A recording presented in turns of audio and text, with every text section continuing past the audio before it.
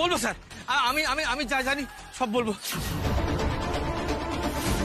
Sir.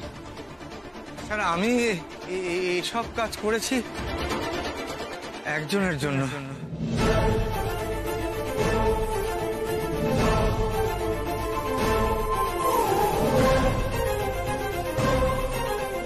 সেটাই তো জানতে চাইছি, কার জন্য তুই আর কাজ করছিস বল। স্যার রজত শুভ্র রক্ষিত।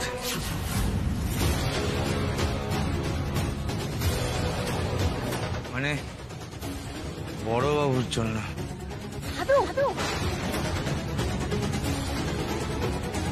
এত সহজে ধরা পড়ার মানুষ গায়ত্রী নয়। তুমি দাদুর জন্য টুকাই বাবুর এত বড় ক্ষতি করতে যাচ্ছিলে কেন? কারণ বড়বাবু আমাকে কাজ থেকে বার করে দিয়েছিল। তখন আমার কাছে টাকা পয়সা একদম ছিল না। কি করে যে আমি দিন কাটিয়েছি সেটা একমাত্র আমিই জানি। তাই যা করেছি, যা যা করছি এখনো সবকিছু আমার রাগ থেকে করছি। উনি এবারেও বেঁচে গেল? আচ্ছা তুমি কি পাগল? আমাদের স্বামী স্ত্রীর মধ্যে ঝগড়া হয়েছে বলে তার জন্য আমি কেয়ার করবো না? কি ভাবো বলো তো তুমি? আরে বাবা, আমি আমার বউয়ের কথা ভাববো না তো কি পাশের বাড়ির লোকের কথা ভাববো? আশ্চর্য, কোথায় যে থাকছে তোমার বুদ্ধিগুলো দিন দিন, আমি তো কিছু বুঝতে পারছি। আচ্ছা ঠিক আছে না টুকাই, আর এত রাগ করতে হবে না। এতদিন পর তুই একটু ভালো ভালো কথা বলছিস, তা তুই বোকা বোকা বলবি? তুই জানিস কতদিন আমি তোর মুখে হাসিটা দেখিনি বলতো? আমারও তো কষ্ট। আর এরকম ভাবে রাগ করবে না তো আমারও ভালো লাগে না সবসময়। আমি এরকম ভাবেই কথা বলবো, মানে তুমি যদি এরকম কাণ্ড কারখানা করো না তাহলে আমি এরকম গম্ভীর হয়েই থাকবো আর এরকম রেগে রেগেই কথা বলবো। আচ্ছা ঠিক আছে, আমি বুঝে গেছি। তো শোনো না, বলছি তুমি না আমাকে আর এরকম হার্ট অ্যাটাকটা দিও না, বুঝলে তো? আরে বাবা, তোমার জন্য তো আমার চিন্তা হয় নাকি? বললাম তো হবে না, আমারও তো চিন্তা হয়। তোমার আবার কিসের চিন্তা? পারে আমার চিন্তা হবে না? আমার তোমাকে নিয়ে মেলা চিন্তা। এই তুমি কি করছো, কোথায় যাচ্ছ, কিরকম প্যাসেঞ্জার পেলে সারাদিনে, কিছু খেয়েছো কিনা, দুপুরবেলা কখন খেতে আসবে, আর এমন কি আছে যেটা তোমাকে কষ্ট দেয়? যতক্ষণ না জানতে পারি আমারও তো চিন্তা হয়, তাই না? প্লিজ, আমি তোমাকে প্রমিস করছি আমি আজকের পর আর কোনোদিন তোমার কাছে জানতে চাইবো না। কিন্তু আজকে আমাকে অন্তত বলো। আর সেই একই কথা। আমি যখনই ভাবি একটু শান্তিতে থাকবো তুমি চাও না। চলো বাদ দাও আমাকে। টুকাই বাবু প্লিজ এরকম করো না। দেখো টুকাই বাবু, আমিও তো তোমাকে আমার অনেক কথা বলেছি, অনেক কথা শেয়ার করেছি, এমন অনেক ঘটনা বলেছি যেগুলোর বেশিরভাগটাই হয় লজ্জার, না ফেলিয়ারের, না যন্ত্রণার। তাও তো বলেছি বলো, কারণ আমি জানি তুমি আমার একমাত্র সেই বন্ধু যাকে আমি কিছু বলতে পারি, যাকে বললে আমি হালকা হতে পারি। তাহলে তুমি কেন পারো না? আমার কি এইটুকু জানার অধিকার নেই?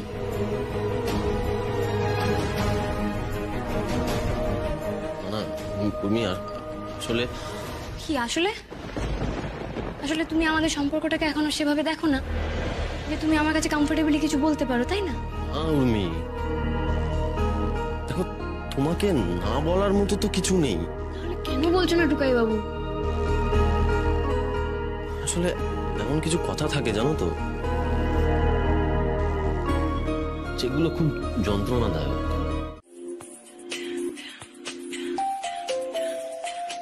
নন্দিনী ফোন, তখন ওভাবে ওর বাড়ি থেকে পালিয়ে এলাম, কি ভাবলো কে জানে।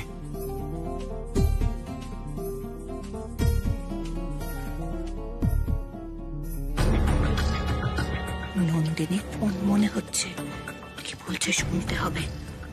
দুলের কথা বলছে কিনা। সত্যি দাদা কিন্তু এবার খুব বাড়াবাড়ি করছে, মনে হচ্ছে যেন আমাদেরই জেলে করে দেবে। হ্যাঁ নন্দিনী বলো। সুমন, তুমি আমার উপর রাগ করে চলে গেলে, তাই না?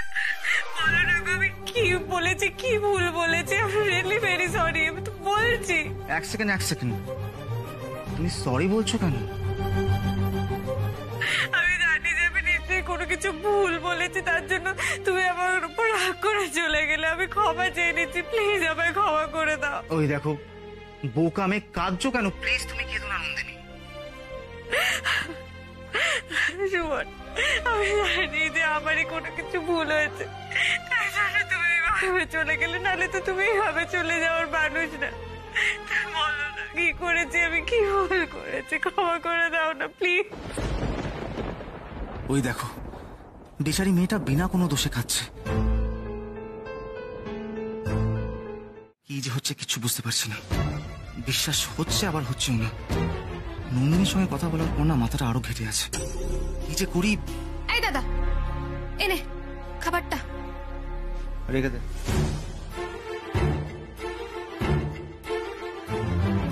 আচ্ছা শোন না দাদা, তোর সাথে আমার কিছু কথা ছিল। তোর তো আশীর্বাদের দিনটা সামনে চলে এলো, তবে আমি ভাবছিলাম একটা নতুন লেহেঙ্গা কিনবো। না, সারা বছর অনেক জামা কাপড় কিনিস আর তোর কাছে অনেক শাড়ি সালোয়ার আছে, ওগুলোই পরবি।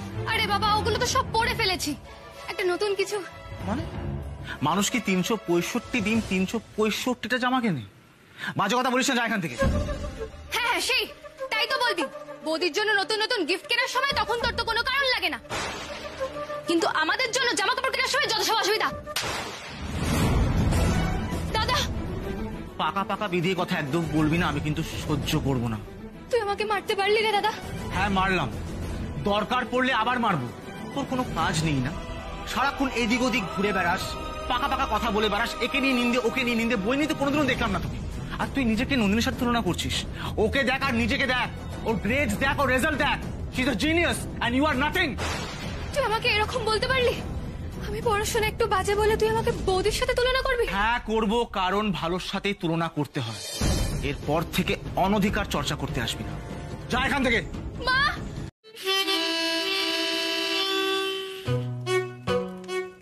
বুঝতে পারছো? হ্যাঁ শোনো, প্র্যাকটিস কিন্তু এভরিডে করতে হবে, আদারওয়াইজ খুব প্রবলেম হয়ে যাবে। সরি স্যার, আমার একটু আসতে লেট হয়ে গেল। আসলে একটা প্যাসেঞ্জার অনেকটা দূরে যেতে চাইলো, আর ওনাকে ছেড়ে ফেরার পথে রাস্তায় একটু যানজট ছিল। তারপর তা এত সমস্যা যখন, তাহলে না এলেই তো পারতে। স্যার এটা কি বলছেন স্যার? আমি তো তুমি তো তোমার জন্য আবার প্রথম থেকে শুরু করতে হবে আমাকে। শোনো, এত সময় আমার নেই। সরি সরি স্যার, এরকম আর হবে না। আমি এরপর থেকে আমি ঠিক সময় আসবো। দাঁড়াও, তোমাকে আমি একটা বই কিনতে বলেছিলাম, কিনেছো?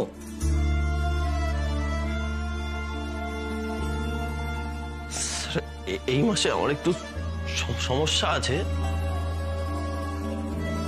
আমি নেক্সট মান্থে। মানেটা কি? 3 মাস ধরে তুমি একটা বই কিনতে পারছো না? আজ কিনবো কাল কিনবো বলে কাটিয়ে যাচ্ছ। তুমি বরং ট্যাক্সি চালাও, ওটাই তোমার হবে। মাউতার গান তোমার জন্য।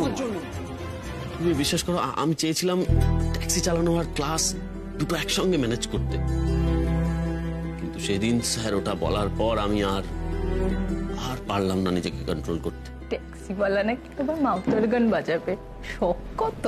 আরে যা যা, ট্যাক্সির হর্ন বাজা, কাজে দেবে।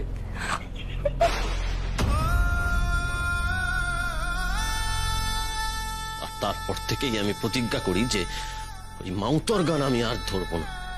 এসব নয় আমার জন্য, আমি যোগ্যই নই এসবে। এত শক্ত মানুষটা এতদিন ধরে এত কষ্ট পুষে রেখেছে, যে আজ এতটা ভেঙে পড়েছে। ওই আমাকে তো কোনোদিন বুঝতেও দেয়নি। কি ভাবছো অরুণ? নিশ্চয়ই আমাকে অনেক ছোট মানুষ ভাবছো। ভাবছো তো আমি একজন হেরে যাওয়া মানুষ। তুমি নিশ্চয়ই আমাকে আর আগের মতো রেসপেক্ট করবে না। তুমি সব কি বলছো টুকাই বাবু? এই কথাগুলো শুনে আমি তোমাকে রেসপেক্ট করবো না? কেন করছো অরুণ? করার তো কথা নয়। আমি তোমাকে বারবার বলি যে তুমি নিজের উপর বিশ্বাস রাখো, নিজের উপর কনফিডেন্স রাখো, কখনো হেরে গিয়েও হারটাকে মেনে নিও না, ফাইট করে যাও। আর আমি তো নিজেই এগুলো করতে পারছি না, হেরে যাচ্ছি বারবার।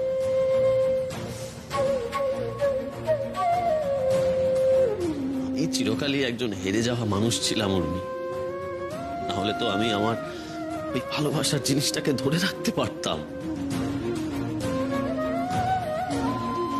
আমার কোনো যোগ্যতাই নেই, কোনো যোগ্যতা নেই তোমাকে এত বড় বড় কথা বলার। কি বলছো তুমি টুকাই বাবু? তোমার যোগ্যতা নেই তো কার যোগ্যতা আছে? আমি ঠিকই বলছি উর্মি, তুই যাই বলো না কেন আমার কোনো যোগ্যতা নেই, আমি বিগ জিরো। কি বলছো বলো তো তুমি? হ্যাঁ, তোমার সাথে আমার দেখা হওয়ার পর থেকে তুমি আমাকে কত কিছু শিখিয়েছো বলো তো। আমাকে শিখিয়েছো টুকাই বাবু, তুমি তো শিখিয়েছো যে ইন্ডিপেন্ডেন্ট হতে, নিজের পায়ে দাঁড়াতে, কারোর উপরে ভরসা না করে থাকতে। সংসারের কথা ভেবে সংসারের জন্য তুমি রোদে পুড়ে কষ্ট করে ট্যাক্সি চালিয়েছো। আজ তোমার নিজের নামে একটা ক্যাব কোম্পানি আছে টুকাই বাবু। এটা কজনের থাকে গো? তোমার এই লড়াইটা না সবার কাছে একটা ইন্সপিরেশন, আমার কাছে ইন্সপিরেশন। তুমি ভাবলে কি করে আমি আমার ইন্সপিরেশনকে ঘেন্না করব? আমি তোকে রেসপেক্ট করব না?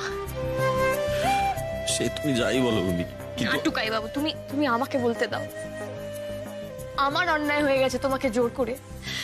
যদি জানতাম মাউথ অর্গান নিয়ে তোমার মধ্যে এরকম একটা ট্রমা আছে, আমি কখনো তোমাকে জিজ্ঞেস করতাম না, বিশ্বাস করো। I was so insensitive. পারলে তুমি আমাকে ক্ষমা করে দিও টুকাই বাবু। I am really very sorry. এই উর্মি, এটা তুমি কি বলছো? না না, সরি তো আমার তোমাকে বলা উচিত। দেখো, এই ঘটনাটা অনেক আগেই আমার তোমাকে বলা উচিত ছিল, তাহলে তো আমাদের মধ্যে এই ঝগড়াটা হতো না, তাই না? আমার ভুল হয়ে গেছে উর্মি। আর আমি তোমাকে বলবো না তো কাকে বলবো? তবে এই কথাটা আমি তোমাকে আগে কেন বলিনি জানো? কেন?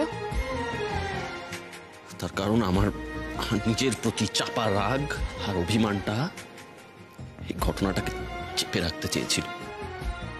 নিজের ফেলিয়ারের কথাটা না আমি কখনো কাউকে লজ্জাতে বলতেই পারিনি।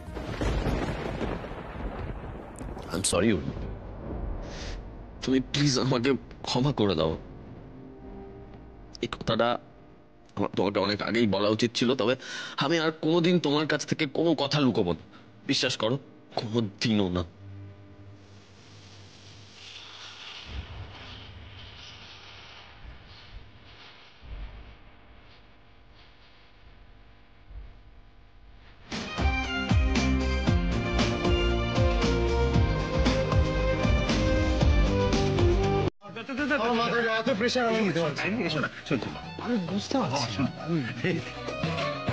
দাদুর কাছে যাবি, হ্যাঁ, গিয়ে একটু হালকা চোখে জল আনবি। তোর মা তো রোজই আনে, তুইও আনবি, এনে বলবি দাদু গো আমি চরম ভুল করে ফেলেছি, এই ভুল আমি আর জীবনে করবো না। দেখো দাদু, মানুষ মাত্রই তো ভুল হয়, আমিও করে ফেলেছি। এই ভুল থেকে আমি শিক্ষা নিয়েছি যে আজ থেকে আমি জল ছাড়া অন্য কোনো তরলের দিকে আর তাকাবোই না। জল খাবো না? হ্যাঁ, জল খাবো না? হ্যাঁ, তুই কাল থেকে জল খাওয়া বন্ধ করে দিবি। কাল না, আজ থেকেই জল খাওয়া বন্ধ, জল সবকিছু বন্ধ। তুই শুধু বলবি দাদু আমি আজ থেকে সাত্বিক জীবনযাপন করবো, শুধু কাজ কাজ আর কাজ, আমি কোনো দিকে তাকাবো না, কোনো বন্ধু বান্ধব নেই, কোনো পার্টি নেই, কিচ্ছু নেই, শুধু কাজ। দাদু আই প্রমিস। ভালো, কিন্তু দাদুকে কি বলবো?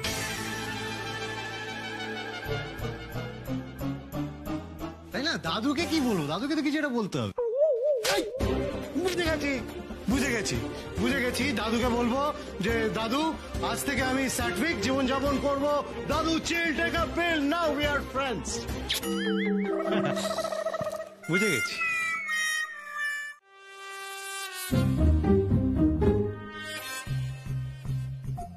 ম্যাম, আপনার মার্কস তো খুবই কম আছে, মানে আমাদের ক্রাইটেরিয়ার ধারে কাছে। আসলে কি হয়েছে বলুন তো, আমি না ল পড়ার সাথে সাথে ফ্যাশন ডিজাইনিং নিয়েও পড়েছিলাম, তো একটুখানি এরকম গন্ডগোল হয়ে গেছে।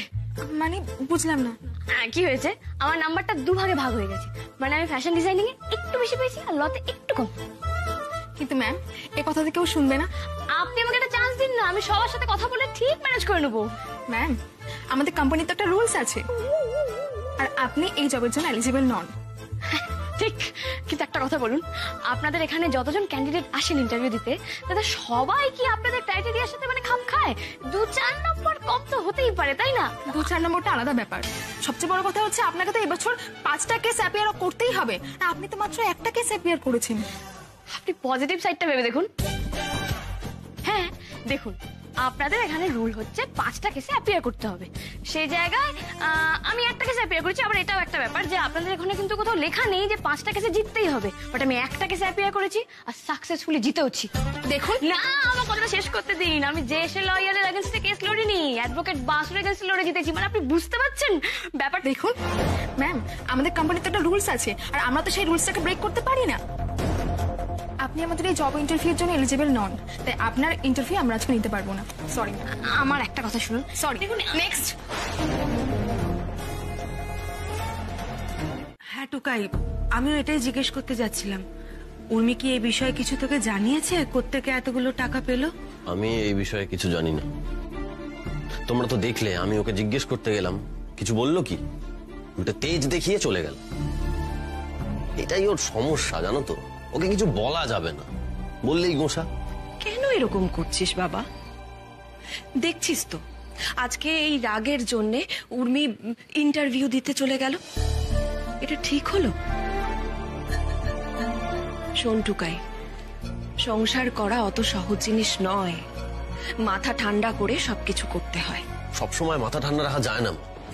আর তাছাড়া আমি মাথা ঠান্ডা রেখে ওর সঙ্গে কথা বলি, যথেষ্ট মাথা ঠান্ডা রাখি। আমিও তো মানুষ, সবসময় তো মাথাটা ঠান্ডা রাখা যায় না, তাই না? আর তোমরা তো সবাই দেখো মাঝে মাঝে ও কিরকম পাগলামি করে। আহা টুকাই, এমনি করে বলছিস কেন বাবা? ও তো ছেলে মানুষ, ওকে তো বুঝিয়ে সুঝিয়ে আমাদের চলতে হবে, তাই না? জেদ করে চাকরির ভূত মাথায় চাপিয়ে বসলো, তারপর কিছু না পেলে বাড়িতে এসে কান্নাকাটি জুড়ে বসবে। আমার আর ভালো লাগছে না টুকাই। উফ, এই মেয়েটাকে নিয়েও আমি কি যে করি, আমি একটু শান্তি পাচ্ছি না টুকাই। ভালোই তো, যদি জেদের বসেও চাকরির ভূত মাথায় চাপে, সেটা ওর জন্যই ভালো। শোন টুকাই, আমি একটা কথা বলে রাখছি, উর্মি ফিরলেই কিন্তু আজ মাথা ঠান্ডা করে ওর সঙ্গে কথা বলবি, সমস্ত ঝামেলা মিটিয়ে নিবি। এটা কিন্তু তোর দায়িত্ব, মনে থাকবে তো? ওর জন্য তো আমারও চিন্তা হচ্ছে। ভালো মানুষের তো কোনো দামই নেই, ট্যালেন্টেরও কোনো দাম নেই। এদিকে টুকাই বাবুকে মা তো অর্গান ক্লাস থেকে বের করে দিচ্ছে, আর এদিকে আমাকেও ইন্টারভিউর জন্য দিতে দিচ্ছে না। আরে মানুষটা কেমন সেটা তো দেখ, কি পারে না পারে সেটা দেখ। ক্রিয়েটিভিটির তো কোনো দামই নেই। বাড়ি চলে যাবো আমি, দেবো না ইন্টারভিউ।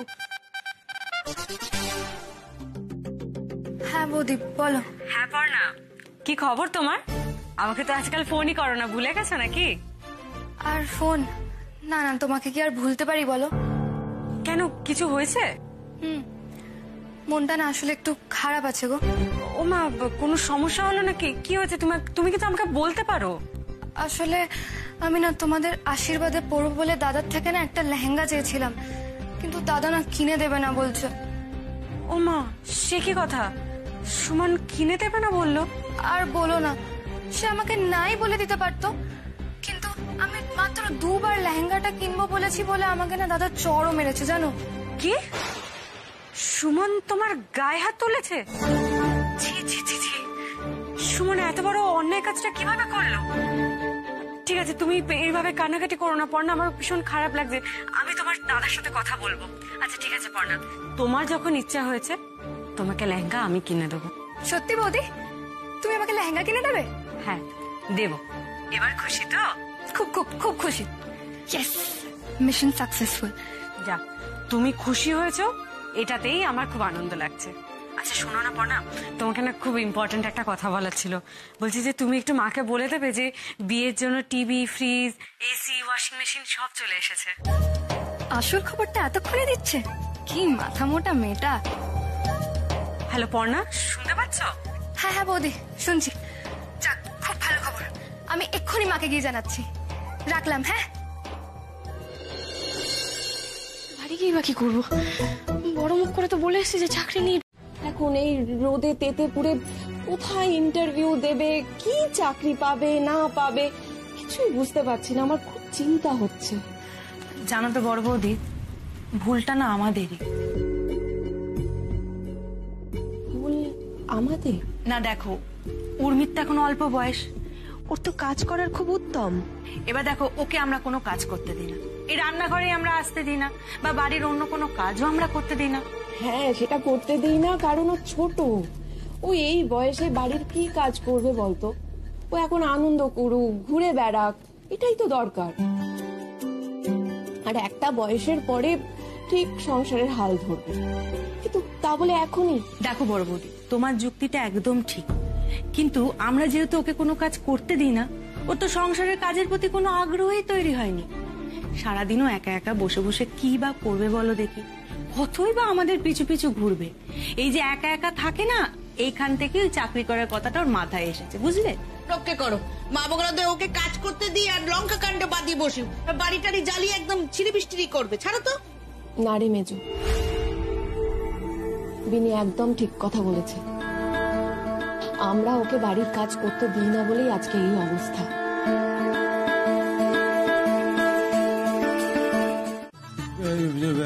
মানে মানে ফাঁসির আসামি যারা হয় তারাও তো একটা শেষ সুযোগ পায় নিজেদের শেষ ইচ্ছে পূরণের। তাহলে কি আমি পাবো না দাদু একটা সুযোগ? হীরক, বাবা কি এরপরেও মানবে? এত যে শেখালাম সব তো জলে চলে যাবে গো। দাঁড়াও দেখি না কি বলে। বেশ, সুযোগ যখন চাইছো তখন পাবে, তবে মনে রেখো এটাই তোমার শেষ সুযোগ। এরপর যদি কোনো ভুল হয় তাহলে জীবনের মতন সব সুযোগ হারাবে তুমি। না না, কি বলছো দাদু? এরপর আর কোনো ভুল হবে না, এরপর সব মুখস্থ। তুমি তুমি যা বললে দাদু, এরপর আমি সব মাথায় নিয়ে নিয়েছি, কিচ্ছু বলবো না। তুমি বলো না। শোনো, আমি তোমাকে 3টে কাজ দেব। আমি দেখবো তুমি এই 3টে কাজ কিভাবে করো, তার উপর নির্ভর করে আমি সিদ্ধান্ত নেব তুমি কোম্পানির এমডি হবে কি না। হ্যাঁ, ওটা কোনো ব্যাপার হলো নাকি? শোনো দাদু, তুমি আমাকে একটা সুযোগ দিয়েছো, একটা শেষ সুযোগ দিয়েছো নিজেকে প্রমাণ করার। এর থেকে বড় আর কি চাই বলো? বলো বলো, তুমি যা কাজ বলবে আমি সব করব, বলো। না না, আমি কেন দেখা করতে আসবো? আমি ইন্সপেক্টরের কাছ থেকে একটু খোঁজ নিতে এসেছিলাম যে ক্রিমিনালটা কিছু বললো কি বললো না।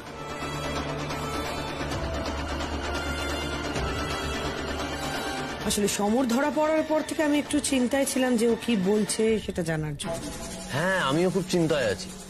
মানে সমর কি বললো আর আসল অপরাধী কে সেটা জানার জন্য তো আমি ভীষণ উদ্গ্রীব হয়ে আছি।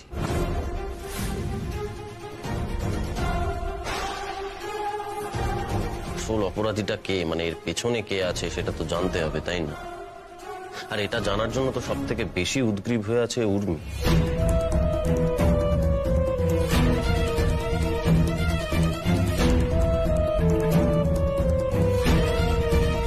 তবে চিন্তা করবেন না মামুনি, আসল অপরাধী কে সেটা খুব তাড়াতাড়ি আমরা জানতে পারবো।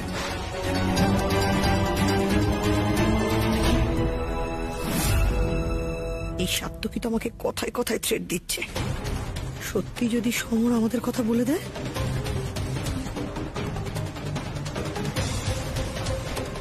মামুনি, আসি। হ্যাঁ হ্যাঁ, আমি দেখলাম ফাইলটা, এমনি ঠিক আছে, 2-1টা কালেকশন আছে, সেটা আমি কালকে জানিয়ে দেবো।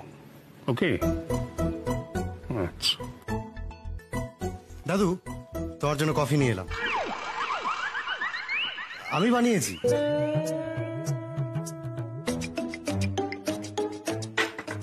যা বাবা, দাদু তো কিছুই বলছে না। মা বাবা ওদিকে বলে গেছে আজকের মধ্যে দাদু যা কাজ দেবে সব করে ফেলতে, কিন্তু দাদু তো পাত্তাই দিচ্ছে না দেখছি। কি হলো, বসে পড়লে যে? কি দরকার?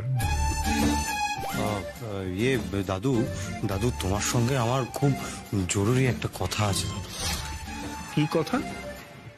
দাদু, তুমি আমাকে বললে না যে ক্ষমা করে দেবে ওই 3টে কাজ করতে পারলে? আমি ক্ষমা পাওয়ার জন্য মুখিয়ে আছি দাদু। তুমি আমাকে বলো 3টে কাজ কি কি, আমি পাট করে দেবো। বলবো, সময় হলেই বলবো। আচ্ছা ঠিক আছে, তাহলে তুমি কতক্ষণে মোটামুটি বলবে বলো, আমি একটা অ্যালার্ম দিই। একটু ধৈর্য রাখো, এটা তোমার সবচেয়ে আগে দরকার। আচ্ছা ঠিক আছে, তুমি বলো না, আমি অ্যালার্মটা তাও। ধৈর্য না রাখলে কোম্পানি চালাবে কি করে? বলবো তোমাকে কি কাজ, প্রথম কাজটা করতে পারলে তবেই পরের কাজটা বলবো। ওরে বাবা, এত সাসপেন্স! এ তো পুরো রিয়ালিটি শো। তুমি তুমি যখন বলছো দাদু, নিশ্চয়ই সেটাই একমাত্র রাস্তা। ওকে, কুল, তাই হবে। কফি খাও দাদু। হ্যাঁ বাবা, বলুন না।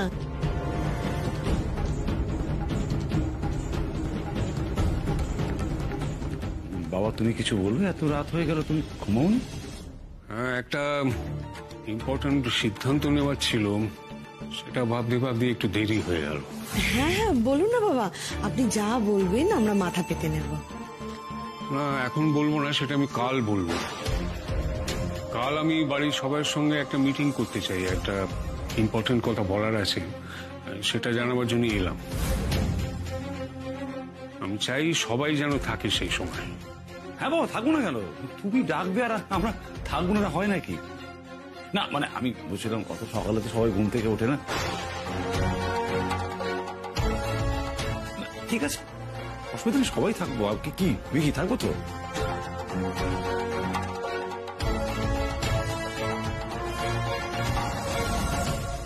এই তোমার বাবাকে না আমার একদম বিশ্বাস হয় না। হ্যাঁ, তোমার বাবা কি করবে ঠিক আমি জানি না, আমার খুব সন্দেহ হচ্ছে। সন্দেহ তোমার প্রথম থেকেই হচ্ছে। আমার মনে হয় কালকে সবাইকে ডেকে বাবা বলবে বিকিকে দিয়ে উনি কি করাতে চাইছে, হয়তো সবার সামনে ওকে ফেলিয়ার প্রমাণ করতে চাইবেন। এই শোন, কালকে দাদু তোকে যা কাজ বলবে সব মাথা পেতে নিবি, সব হ্যাঁ বলবি, সব পারবো, মনে থাকবে? সামলে নেবো, মানে আমি সব সামলে নেব।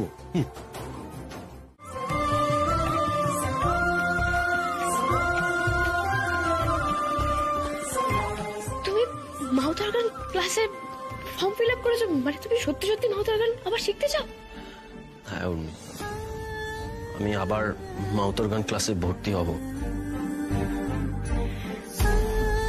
আমি কেন এরকম সিদ্ধান্ত নিলাম জিজ্ঞেস করবে না? কেন? কারণ তুমি আমাকে ইন্সপায়ার্ড করেছো আজকে। দেখো, তুমি যদি তোমার এত ইনসিকিউরিটি, এত ভয়কে দূরে সরিয়ে রেখে যদি বাইরে বেরিয়ে একটা চাকরির জোগাড় করতে পারো, তাহলে আমি এটুকু করতে পারবো না? আমি তোমাকে দেখে আজকে সাহস পেলাম উর্মি। আমি তোমাকে ইন্সপায়ার করেছি টুকাই বাবু?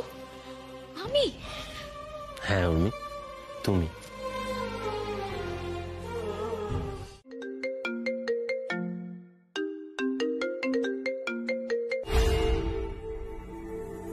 হ্যালো। হ্যালো, হ্যাঁ আমি উর্মি সরকার বলছিলাম। ও হ্যাঁ হ্যাঁ, বলুন। কি ঠিক করলেন? মানে বাড়িতে কথা হলো হাজবেন্ডের সাথে? হ্যাঁ, কথা হয়ে গেছে, আমি এই কাজটা করতে রাজি। আপনি বলুন কবে থেকে জয়েন করতে হবে? বাহ, এটা খুব ভালো খবর। দেখুন, মানে আমি চাইছি আপনি as soon as possible join করুন।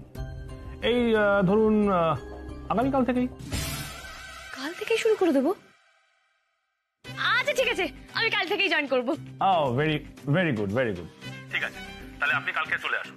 দেখুন, আমি না একটা ব্যাপারে খুব আশাবাদী, মানে আপনি আর আমি যদি মিলে এই কাজটা করি, তাহলে আমাদের দুজনের জন্য কিন্তু এক্সপিরিয়েন্স একটা দারুণ কিছু হতে চলেছে। That's for sure. তাহলে কালকে আপনি আসছেন তো? মানে আপনি কনফার্ম জয়েন করছেন তো? Confirm confirm confirm. ঠিক আছে, এখন রাখি। ওকে, ফাইন। কত প্রবলেম ওটাকে নিয়ে, কি যে বলি আমি। একে তো নন্দিনীকে কান্দলে দিতে পারিনি আমি, তার মধ্যে আপসেট হয়ে পড়েছে। মানে কেন দিসনি? অভিক, ডিটেলস দিয়ে কথাগুলো বলতে এখন ভাল লাগছে না। আচ্ছা ঠিক আছে, ডিটেলস না হয় পরে বলিস, কিন্তু তুই কথাগুলো না বলতে পারলে তোরও তো মন হালকা হবে না। অভিক, আমি না খুব মাঝখানে পড়ে গেছি। কেন? অভিক, তুই বিশ্বাস করতে পারবি না, বাবা মায়ের বিয়েটা নিয়ে কতটা বাড়াবাড়ি করছে। আমি না জাস্ট বুঝিয়ে উঠতে পারছি তাদের। সারাক্ষণ শুধু সমস্যা ক্রিয়েট করছে, তার মধ্যে নন্দিনী জড়িয়ে পড়ছে আর ও ডিস্টার্ব ফিল করছে। আচ্ছা, একটা বিয়ে নিয়ে এত ঝামেলা হতে পারে অভিক, আমি সত্যি ভাবতে পারি না। আচ্ছা, মানুষের মধ্যে কি একটু মানসিকতা নেই? আমি না জাস্ট ডিস্টার্ব ফিল করছি অভিক, আর কিচ্ছু নয়। আচ্ছা ঠিক আছে, একটু শান্ত হ, এত মাথা গরম করিস না। দেখ, বিয়েটা একটা অনেক বড় বিষয়। এটা দুটো মানুষের মধ্যে শুধু হয় না, দুটো পরিবারের ভেতরেও হয়। আমার মনে হয় আঙ্কেল আন্টি সেই জন্য প্যানিক করে ফেলছেন। প্যানিক নয় অভিক, এটা আরো অনেক বড় ঝামেলা হবে, বিশ্বাস কর। তাই আমি একটা ডিসিশন নিয়েছি, আর সেটা বলার জন্য আমি তোকে ডাকলাম। কি ডিসিশন? অভিক, আমি ডিসিশন নিয়েছি যে বিয়ের পর আমি আর নন্দিনী বাবা মার সাথে থাকবো না। কারণ বাবা মার সাথে থাকলে আমার আর নন্দিনীর মধ্যে কোনো শান্তি থাকবে না। তুই ভেবে চিন্তে ডিসিশনটা নিয়েছিস তো? কথা তো হয়েই গেল। পারবি, আমি তো আছি, আমি তোকে হেল্প করবো, তুই বল। দাঁড়াও দাদু,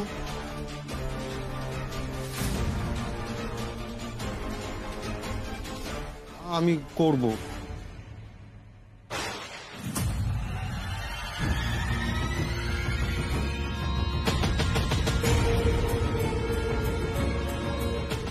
এটাই তো চেয়েছিলাম। ঠিক আছে, কাল তাহলে অফিসে চলে এসো। এই কাজটা হয়ে গেলে পরের কাজটা বলবো। তোর চাপে তো বলে দিলাম, এবার করবো কি করে? তুই ভাবতে পারছিস আমি আমি লোকের ঘরে ঘরে ফাইল চা? আরে আমি তো বললাম তুই পারবি, আর আমি তো আছি নাকি, তুই বাস এগিয়ে যা। দেখ, আমি কিন্তু তোর ভরসায় হ্যাঁ করলাম, তুই কিন্তু আমাকে ঝুলিয়ে দিস না। ঝোলাবো না, কাঁপবি নেই। দাদু, আপনাদের সবাইকে একটা ভালো খবর দেওয়ার আছে। উর্মি আগামীকাল থেকে একটা ল ফার্ম জয়েন করছে।